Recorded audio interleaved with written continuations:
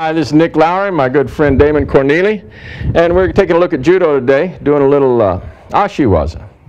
In our school, in this dojo, we focus on Ashi Waza as the foundational mechanisms for building your game in Judo. This follows on a tradition from my teachers and their teachers, and it basically sets the player up to develop an entire game of footwork that can then be applicable to any other type of Waza that they prefer in their body dynamics. But if you don't build a functional Ashi Waza game first, we find it's very difficult to then go back later and try to put it together after you've become a Goshi Waza guy or a hand-throwing guy or a Satimi guy.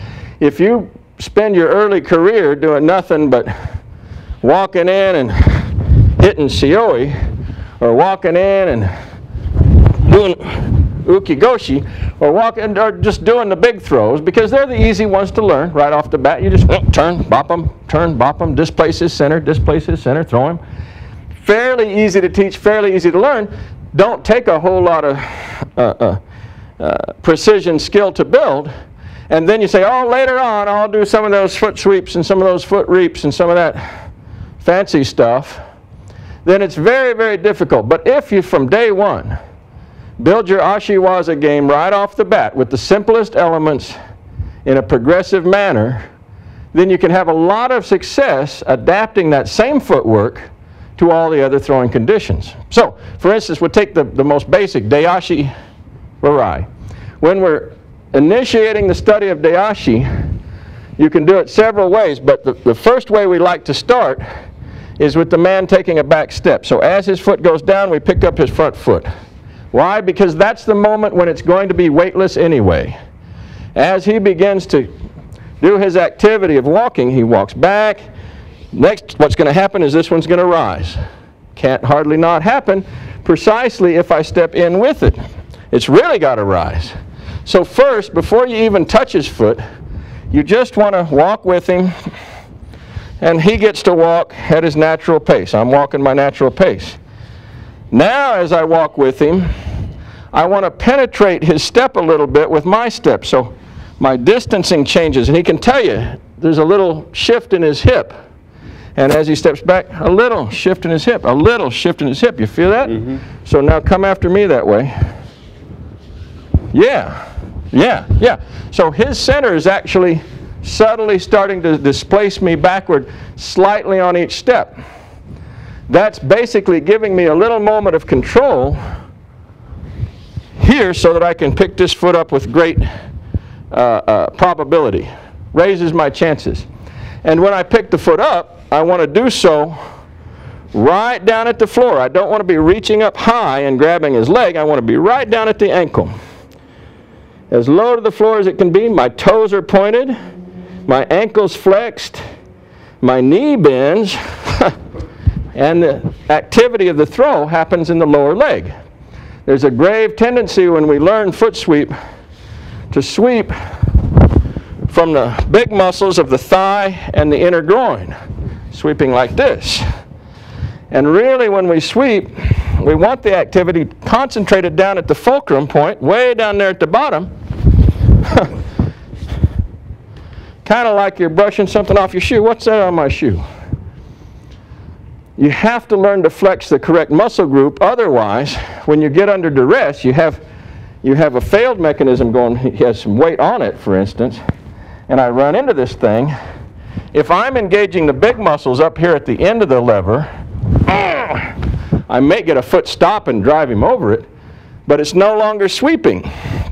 If I hit the same condition way down here, I make sure that my toes are flexed, my ankle's flexed, my knee flexes.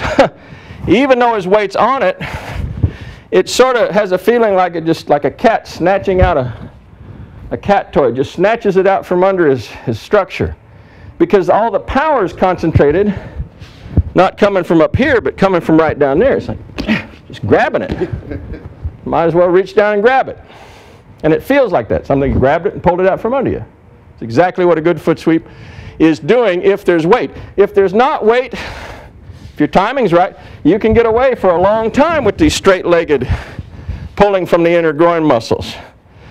But you can tell when you're doing it too, because the activity in the foot, if you watch closely, if I sweep here, my toes open and sort of splay, tend to pull back even. At the end, they go point, and you have these feet that are kind of hanging in the air like this instead of pointed and curved. The foot's pointed and curved like a sickle, the knee's flexing, everything's turning into it. You have a real operating device.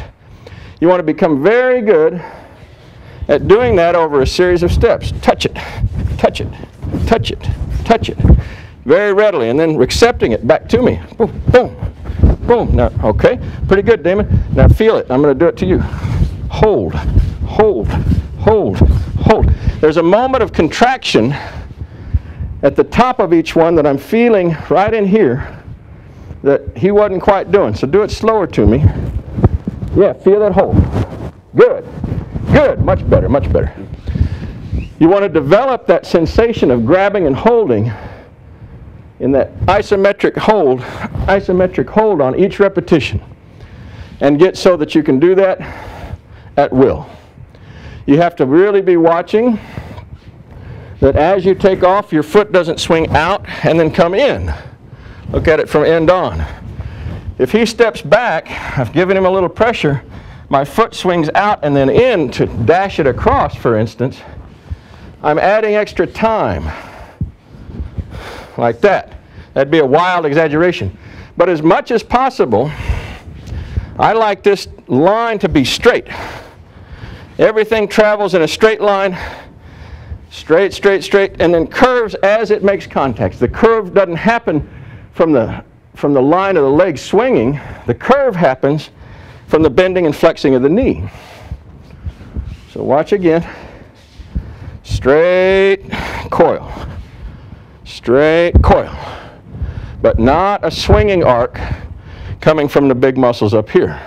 Got to really avoid any kind of out-in activity. And you'll hear that. You hear that little slap? If you're hitting slaps and you're hearing slaps like that, you know automatically that you're adding lateral action to it. So get me? Go ahead. Good, good. Yes, and it automatically, I can tell you, it feels like there's a monster down there. And every time I put my foot up in the air to get ready to take my step, it just grabs my foot. I'm like, oh man. And it's a sincere monster.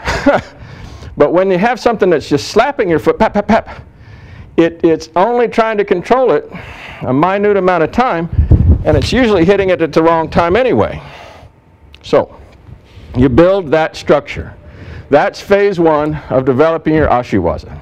Thank you.